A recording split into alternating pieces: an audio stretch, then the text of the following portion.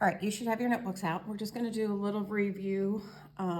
Just some things I've noticed. You guys are not asking yourself the questions, going through the sequence of what's on the board here to the right. Every single problem. We're not asking, is there a GCF for every single problem? Some of you are forgetting that step. And then figuring out which method by the number of terms that we have. So let's do a little bit of review. Number one, I'm going to give you 4x squared plus 20. And it seems like when you guys are doing this with me, by video notes or in person, you will ask yourself these questions. But when you get to your worksheet, you forget to ask the questions. So we've got to do it for every single problem. So our first question, is there a GCF? Yes. Hopefully you guys are saying 4, because 4 is the GCF. So when I take that 4 out, and I do have to write it in front, we get x squared plus 5. Because remember, I should be able to take what your answer is, multiply it back out, and get what you started. So that GCF needs to go in the front. All right, number 2, I'm going to put up here is 3x cubed minus 21x squared plus x minus 7. Okay, doesn't change our process. Our first question is still, is there a GCF? No, there's not. And hopefully that's what you guys all said. So now we ask, how many terms do we have? 1, 2, 3, 4. Well, if we look over here at the board, the only option for 4 terms is factor by grouping. So that means you group the first 2 together, you group the second 2 together. If you're going ahead and working through the problem, that's fine. If you're struggling with what to do, remember the next thing you do is we look for the GCF here. Now remember, GCF isn't always just a number. Sometimes it is just a number, like over here. Sometimes it's just a variable. Sometimes though, a lot of times, it's a number and variable. So like here, hopefully you guys are saying the GCF is 3x squared. So then I take 3x squared out, and we're left with x minus 7. Now we go to the next parenthesis. What is the GCF here? Well, most of you are probably saying there is nothing, and you're right. But with factor by grouping, we at least have to write that one. Now remember, with factor by grouping, we want our parentheses to be the exact same. That ensures that we've done it right.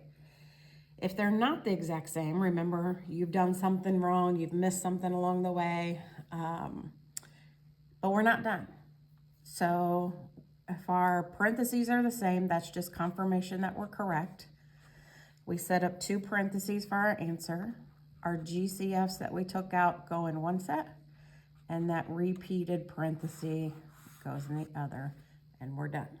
Again, remembering, your answer, I should be able to multiply it back out, FOIL is what it's called here, and get what you started with.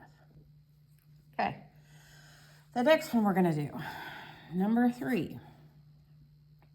I'm going to write up here 2x squared minus 72 minus 18x. So I'm combining a couple here so we can cut down on the number of problems we do. But this is going to come up on your homework today. It's come up before, but it's definitely on the homework today. So I want you to keep in mind, when we have a trinomial, the first thing here is we need to make sure it's in standard form. This is not in standard form, so it's 2x squared minus 18x minus 72. That's what we have to do first. If it's not in standard form, we need to put it in standard form. Again, the first question we ask when we begin factoring, is there a GCF? And again, a lot of you do great when I'm walking you through it. This is something you got to start asking yourself. Is there a GCF? And most of you are probably saying yes. If they're all even, 2 is definitely a GCF. Once we take out that 2, we divide everything out, and we're left with x squared minus 9x minus 36. So we got the GCF. How many terms do we have? Well, 3. Do I have a coefficient of 1? No. Yes. Yes, we have a coefficient of 1, so we can use the blank method.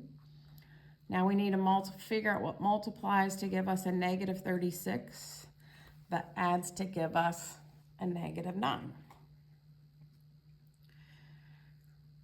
So there's a lot of options here with 36. Again, if you struggle, don't just sit there and tell me it doesn't factor.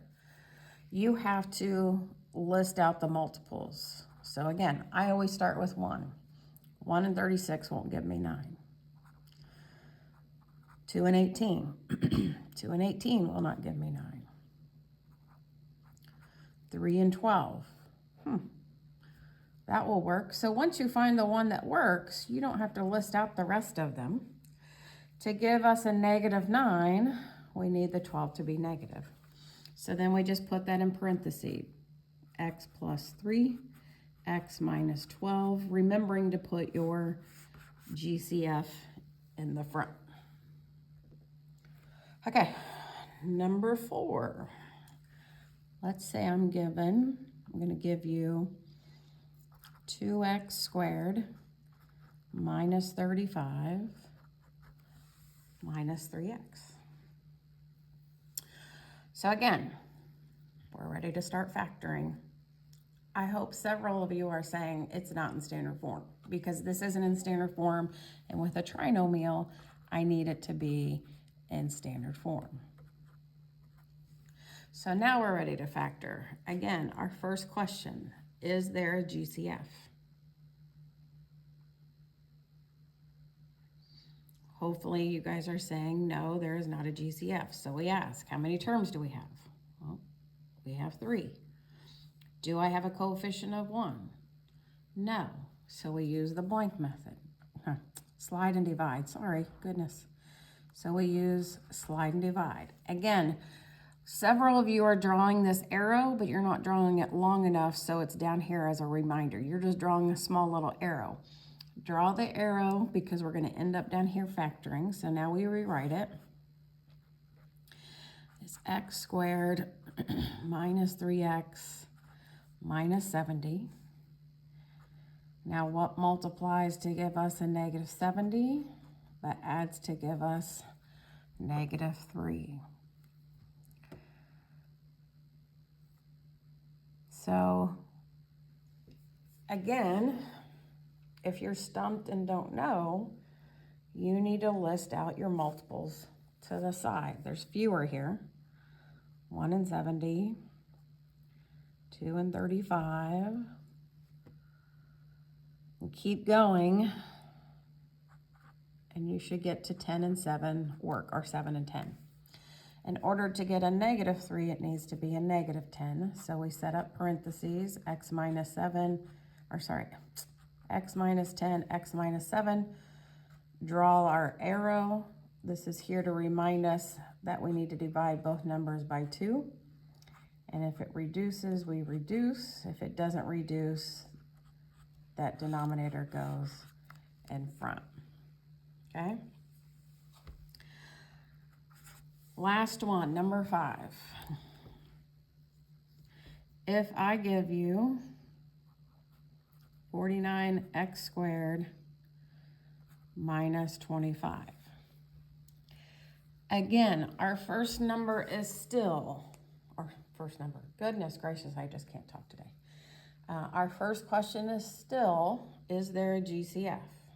Is there a GCF between 49 and 25? No. So how many terms do we have? 2.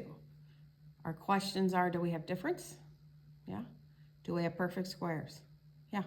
If we say yes to both of those questions, remember we set up our parentheses. This is the only factoring that doesn't require work. What multiplies by itself to give us 49? Well, 7x.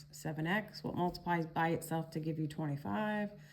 5 and 5, plus in 1, minus in the other.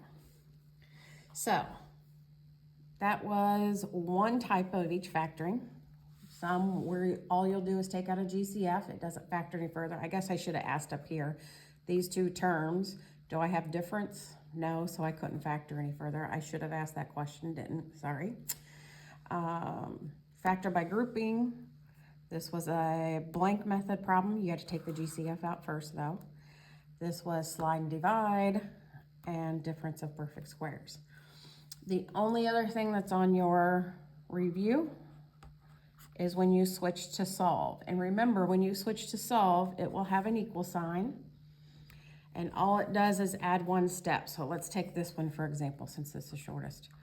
If I get 49x squared minus 25, the first thing you need to do is make sure it is equal to 0.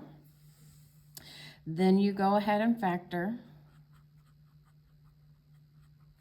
And then, because it's equal to 0, you set each parenthesis equal to 0 and do your basic work to solve. So this one is x equals 5/7. And yes, remember I said do this basic work, these basic 2 steps, because I hate for people to factor correctly and they get the answer wrong because they solve a 2-step equation in their head wrong, okay? So that's what your worksheet is today. Reviewing all the factoring. Remember, I can't say it enough, you guys. Remember to ask yourself the question every single problem. Does it get repetitive? Absolutely it does, but it's needed. So factoring, and then a few problem solving, and then there is one word problem that you need to try.